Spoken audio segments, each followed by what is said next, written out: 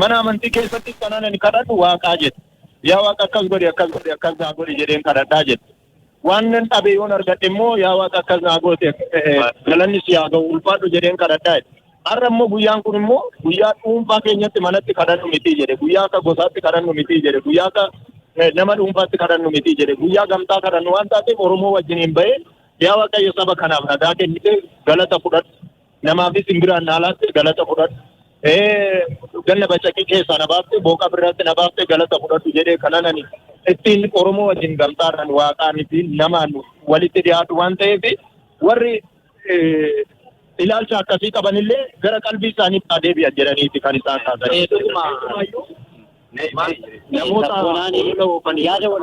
Namoonni olola oofan kanaan booda namni sabni akka sabaatti Oromoon akka sabaatti namoota san irratti qabsaa'uu akka qabu. Gaafa ayyaanni masqalaa kabajamu, gaafa ayyaanni xiinqataa kabajamu, gaafa faasikaan kabajamu namni bahee faasikaan isin ilaallatu hin dhaqiin masqalli isin ilaallatu jedhu hin jiru jedhu. Maaliif gaafa ayyaanni Oromoo gaafa ayyaanni guddaan kun ayyaanni uummata guddaa kun ayyaanni jaalala tokkummaadha irree keenya jennu kun gaafa kabajamu maaliif torbaniin dura ba'anii sooshaal miidiyaadhaan lallabu mana amantii keessatti baaf lallabu jedhu. Isa kana uummanni Oromoo qabsaa'ee ayyaanni irreessaa duudhaa ta'uusaa tokkummaa ta'uusaa jaalala ta'uusaa nagaa ta'uusaa uumaaf uumama kan walitti dhiyeessu ta'uusaa hubachiisuu qaba. Oromoon kabachiifachuu qaba waan jedhu kan inni isaan kaasan jechuudha. Ani waa'ee irreechaa kana Oromootti dhimma osoo hin taane yaadachiisuudha jedhee yaaduma wal fakkaataa nagaan dargaggoota gurmaanii isaa dhufan gara maddisiisu jira. Isaanillee waa'ee amantaa fi irreecha kana irratti wal qabxee waa gungummee bara darbee jiru wajjin wal qabxee gaafataan ture. Nuni garaagarummaa yaadaa qabaachuu dandeenya. Garaagarummaa amantii qabaachuu dandeenya. Garuu kan walitti nu fide Oromummaadha. Oromummaa keessa sirna gadaatu jira. Sirna gadaa keessa immoo irreechatu jira. Doodhaan irreechaa keessaa tokko immoo tokkummaa obbolootaa cimsa kan jedhamu sana. Warra garaagarummaa amantii qaban walitti fida jechuudha. Oromummaatu walitti fida. Doodhaan irreechaa tokkummaa obbolummaati. Wal qabateetu adeema jechuudha. Kanaaf nu obboloonni Oromoon golee garaagaraatiin walitti dhufee uumaa keenya galateeffannee abdii egeree keenyaaf leellifna abdiidhaaf jenneetu tokkummaa keenyaaf jenneetudha waan jedhamudha waanuma sabboonaan kaatee irratti dabaluudhaafidha. Kanaaf duudhaan irreechaa tokkummaa obbolummaa cimsuu keessaatii isa tokko jechuudha. Egaa waan hedduu kaasan keessumattuu jireenyaa fi sabboonaan xiinxalli bal'aadha gaaganii fageenya kan gaggeessanii yeroo dheeraa fudhannee hordofaatillee waan hedduu hordofaa turre.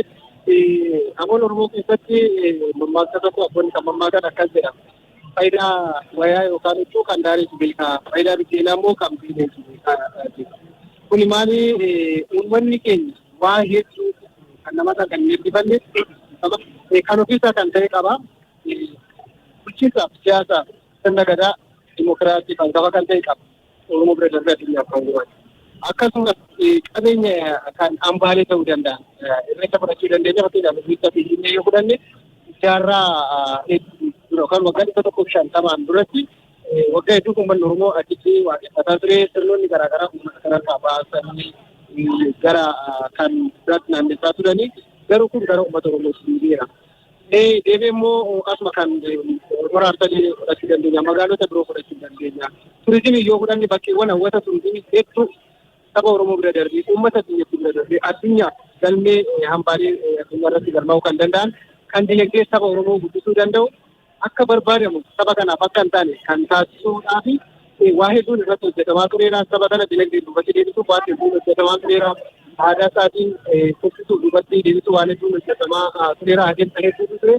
Inni kun yeroo ammaa kana gara uummata Oromootti deebi'ee abbaa ishee galmaatti deebisee galaatti kan jirtu. Isa kana immoo gara galmee addunyaa kanatti dhiyeessuu irratti adeemsa irra jira. Kun akka milkaa'u immoo eenyu tokko irraa dargaggoonni qeerroowwanii abbootii gadaa aadamitti keeti. Kanaaf waan kaleessa waliin arganamaa kan diinni nurraa fudhachuu amma waliin deebi'u. Oromoon amma waan kan taatee keessatti akka kana qabachuuf immoo duudhaalee irreechaa keessaa nagaan isa tokko waan ta'eef ammas taanaan halkan kanarraa ergalee jechuudha. Jalabutta kanarraa kaasee irreecha gurganamaa itti dabalee akkasumas yeroo fuulduratti magaalota garaagaraatti ni irreeffatama. Akkasuma naannolee garaagaraa hawaasni iddootti dhaabbatee ni irreeffatanii jira. Wara sadeen boodatti dargaggoonni qaamni hundumtuu nagaa irreechaatiif dhufee irreechi galmee addunyaa UNESCO irratti galmaa'uuf karoora qabame kana akka milkeessu qabeenyi kun hambaa addunyaa akka ta'uu fi sun gahee hunda keenyaa ta'uu qaba waan jedhu tasmaan saba Oromoo yaadachiisudha. Egaa waan baay'ee haasofne keessumayyuu waa'een irreechaa kun gaafa kaasu sirna gadaa keessa qabiyyee sirna gadaa keessadha. Sirni gadaa immoo waan bal'aa waan akka galaanaadha. Amma galaana yoo achi ilaaltu waan salphaa fakkaatu. Garuu qabiyyeewwan achi keessa jiru qurxummiin achi keessa ilaalu wanni achi keessa jiru qulqulluu. Qurxummii yoo fudhatte immoo qulqulluu. Homaa waan mudate akka hin qabne. Sirna gadaa keessa wanni jiru waan qulqulluu akkasiiti. Waan jiru ilma namaati. Waan uumama hundaaf fayyadutu sirna gadaa kana keessadha. Kanaaf qabiyyeewwan sirna gadaa kana gadi fageessinee beekuun, qorachuun, barreessuun dirqama ta'a. Eenyurraa namoota umriin caalan maanguddoota irraa akka mana kitaabaati maanguddoon kana warra beekan kana qoranne maaliif irreeffata Oromoon kalee? Laale kaarraa garanaa garatiin ija baatee kun waan fidaasa miti. Maaf irreeffata Oromoon kaleessa naga barbaada. Araara yoo waatti dhufan hanqisa qalan ilaali. Hanqisa yoo balaa waraanaa dhufe yoo hongeen dhufe balaa namtoota ta'aa uumamaa gaafa mudatu Oromoon taa'ee maaltu na dhufe maal balleesse jedhee waliin mari'ata. Gaafa kana maanguddoo dhaqan maanguddoo yuraaddoo dhaqan waa balleessite qabdaa jedhanii qorqoranii gaafa qorqoranii ilmi eebaluu intalti eebaluu waan kana yakkite waan kana balleessite kanaan na dhufetti ilaatu waan jedhan qorqoranii. Kana booda taa'anii wal dhaga'anii maal waan balleessite qabdaa jedha Oromoon. Waan kana balleesse dhobbatu waan ta'eef maaliif dhugaa baasan? Kana booda maaltu fala gara falaatti dhufan. Wanna kana maaliin baafna? Kadhaan baafna. Hanqisa hin falanna hin qalanna. Uumaa keenya wali araaramnee uumaa keenya kadhanna. Gochi akkanaa akka nutti hin deebine. Hanqisa qalannee wali araaramnee uumaa kana waan uumaan nu kennite kana hin jallifnu. Kanaaf akkasitti deemanii kanaaf duudhaa sirna gadaa keessa jiru kana yoo qabatan waan qulqullu. Waan addunyaan kun irraa har'a addunyaan waraanaan dhagaa mukatti guutu kun waraanni akkanatti addunyaa argitu kun guyyama tokko rasaasa laadhaadha misaa'illi addunyaan itti walitti dhukaasu guyyama tokko bineensa biraatti hin dhuka'u. Dhala namaa kana laal. Dhala namaa kanaaf oomishama. Waan addunyaa kanarratti waraanaaf oomishamu osoo misoomaaf oole waan guddaa. Laallanni namaa ilaalcha garaagaraa qaba. Yoo tokko guddatee ol ka'e isa balleessuuf hojjeta. Gaafa kana waan uumaan itti dheekkamu. Akka itti hin dheekkamne nu walii araaramne walii galle waan walii hin qabnu argannee namni uumaan argata waan ta'eef namni uumaan naga godhee rooba sii kenna rooba kafaltii malee uumaan sii kennu kan malkaa qulqulluu uumaan sii kennisu sana itti irreeffanne balannee qalannee hojjenne wanni ta'u hin jiru. Kanaaf of lamaanii walitti araaran ofii kenna tokko taane waan ollaa kenna dhala namaa kamiif waan gaarii yoo yaanne addunyaan kun naga taate waan ta'eef muuxannoo guddaa sirraa argachuu danda'ani. Kanaaf sirni gadaa kun qabiyyee sirna gadaa kun bal'aa waan ta'eef addunyaan irraa bara sabab sablammoonni irraa Oromoo waliin ta'anii irreeffataaran kun deemee maal ta'aa jira akka addunyaatti ayyaana kabajamuudha. Kana gochuun maal ta'e qaba? Tokko guyyaan kabajaa kun kalandara mana hojii mootummaa keessatti bocamee guyyaan isaa beekamee gaafa taa'e nama osoo hin jaalanne akka amma yoo ayyaanni biraa kabajamu namichi addete gaafa ayyaanni Oromoo kana namu tattaafatee ka'ee garanaa garasii waan fidaa ta'u hin ta'u jechuudha.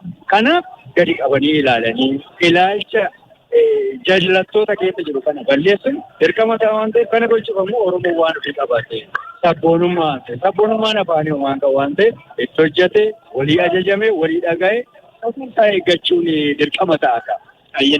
Galatoomaa hundi keessanuu qabxiiwwan ijoo kaastanii jirtanii taajjabbii keessan kan magaalaa Finfinneetis har'as immoo ergaa dhufne waa hedduudha kan ilaalaa turre. Silaa'oo qeerroo fi qarreen dhiichisaa jiru.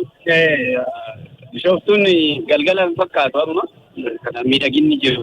Akkuma kaleessa magaalaa Finfinneetti ilaalaa turre san waan ta'eef namoonni tokko tokko yaada ogaa kaasa irreechi kun odoo ji'a abbaatti jiraate gaariidha. Maaliif ho'itte jaalalli akkas jiru kuni bakkuma hundumatti godinaalee Oromiyaa bakka isaan jiran hundatti akkasitti osoo jiraate maal rakkoo maaltu jira reejjibbiin jiru maal hin jiru wanni as jiru kun jechuudha akkasii tokko jiraate maal osoo guyyaa hundaa kabajamee hin jiru miira akkasii natti dhaga'ame natti. Illee ta'uu danda'a ture garuu duudhaa irreechaa keessatti egaa irreechi waggaatti lama qofa gaggeeffamaa irreecha arfaasaa fi irreecha malkaati waan ta'eef irreecha tulluu fi kan malkaati arfaasaa ofirraa kan irreeffatamu. Innumti kunuu osoo kan irreechi arfaasaa kan tulluu kun idilaa'ee akkuma irreecha malkaa kan birraa kana waggaatti aldhama. Uummanni Oromoo osoo wal argeeyyuu waan gaariidha waan jajjabeeffamuu qabudha. Innumti osoo idilaa'ee kan jiru moo yaada keenya? Gara xumuraatti fidaasii jirra.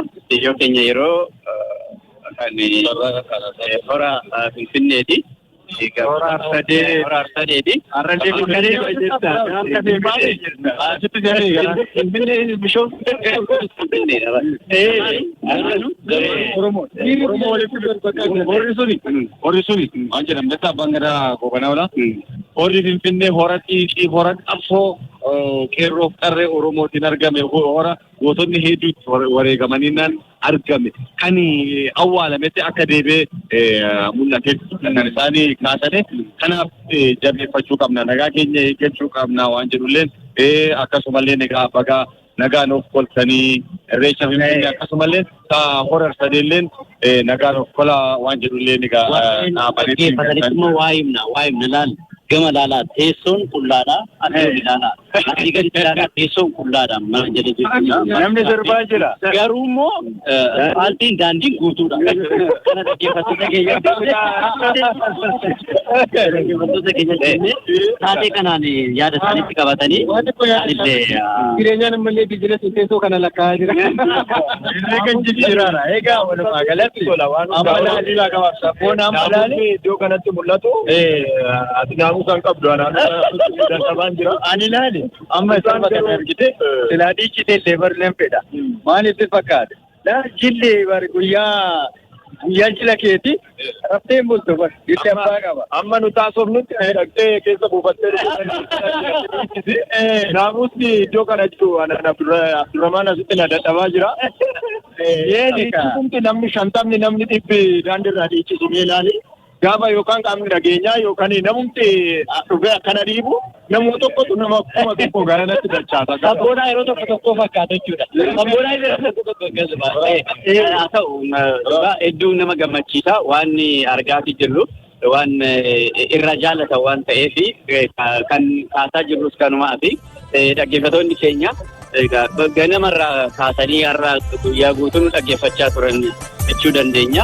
Jala bultii ayyaana irreechaa hora Arsadiirraa naannoo sa'a 9 kaasee jala bultii isaa sirriitti dhaggeeffattoota keenya biraan taateewwan jiru gaatii turre waan hedduu kaaseetii jirra dhaggeeffattoota keenya galateeffanna.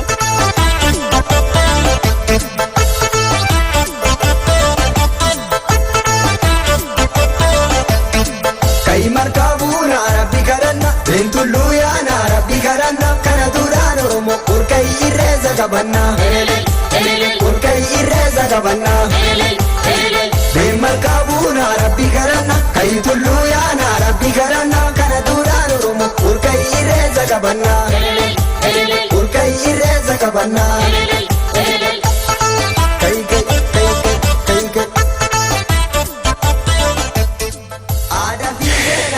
Akkam jirtan dhaggeeffattoota raadiyoo OBN bultaan haa jennu moo maal haa jennu tabe? Waarisifattan jennu gara gidduu as jira. Walakkaarra jirra amma garuu gara waariitti gara bariitti deemaatii jirra sa'aatiin gara 10:00 deemaatiin jira halkan keessa guyyaa ayyaana irreechaa kan hora Arsadiitti kabajamuuf jedhudha sa'aatii muraasa booda magaalaa Bishooftuutti. Nutis waan qopheeffannee galaa keenya hunda qarqabaan bakka tokkotti qindeeffanneetiin dhaggeeffattoota keenya bira ga'uuf jennaa waan qabanneetiin jirra.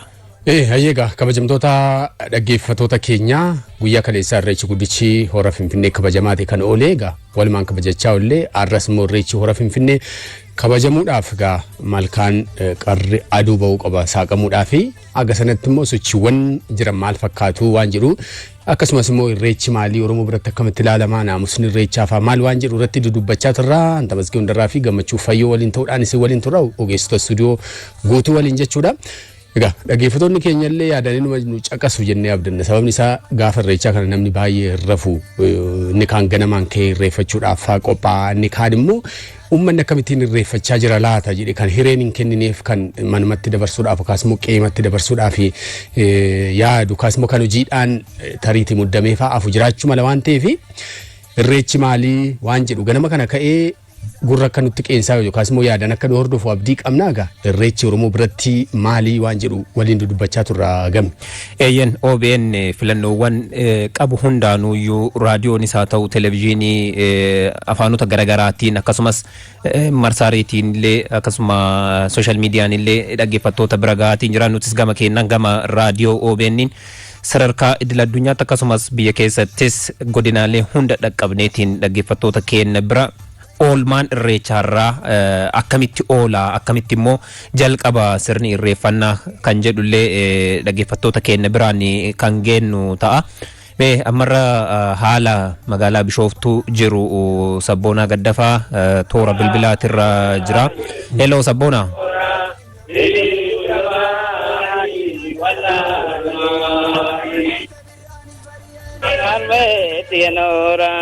Echa galtarrefo candole sego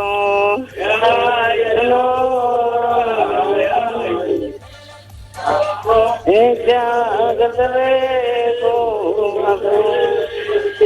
Carro si varabe ayo sitidame Echa galtarrefo candole Sagalee nama dhagaa jirtani abbootiin gadaa bakka bultii isaaniitii ba'anii gara irreechaatti suuta kan deemu waan ta'eef garasitti deemuudhaaf jedhu sagalee isaanii riippoortaroonni keenya gara sana jiru sagalee isaanii yookaas immoo faaruu isaaniitiin bakka bultii isaaniitii ka'anii gara irreechaatti ba'aa jiranidha. Dhaggeeffattoonni keenya mee xiqqoo dhaggeeffatan.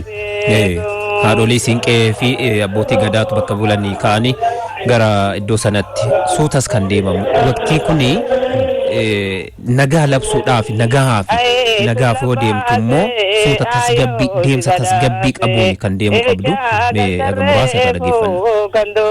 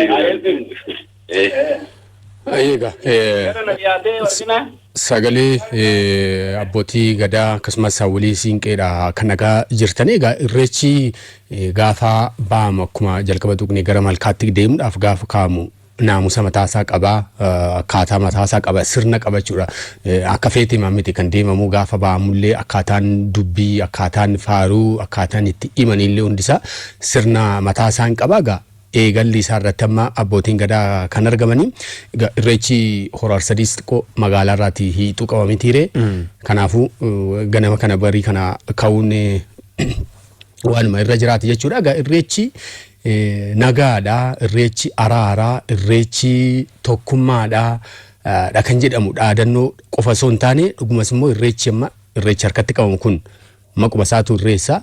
Irreessituun immoo marga waaqni roobee biqilchuudha. Kanaafuu Oromoon egaa waan araaraa kana waan mallattoo araaraa taate kana qabateeti kan inni waaqa galateeffachuudhaaf ganama bariidhaan ka'u jechuudha. Egaa abbootiin gadaas dursa kana bariitiin ka'anii egaa gara malkaatti imaluudhaaf uummata dursaniiti kan isaan ba'anii uummanni immoo isaan hordofeeti kan inni ba'u jechuudha. Egaa tariti ganama kana dursinee warreen raadiyoodhaan nu dhaggeeffataniifillee akkaataan imalaa dursa irratti warreen shamarran qarree ta'antu gara duraarra imalaa ittaansuudhaan immoo haadholii siinqeetu imalaa abbootiin gadaa ittaansaniiti kan deemanii hawaasni guutuun irreeffachuudhaaf deemu immoo isaan duubaan kan faaruu faarsaa mareeoo jechaa waaqa galateeffachaa faarfachaa taphachaa dhiichisaa haala naamusa qabuun egaa wanni kaleessa Finfinneetti argines kanuma naamusni achi jiru dhugaa baay'ee waan nama hawwatudha.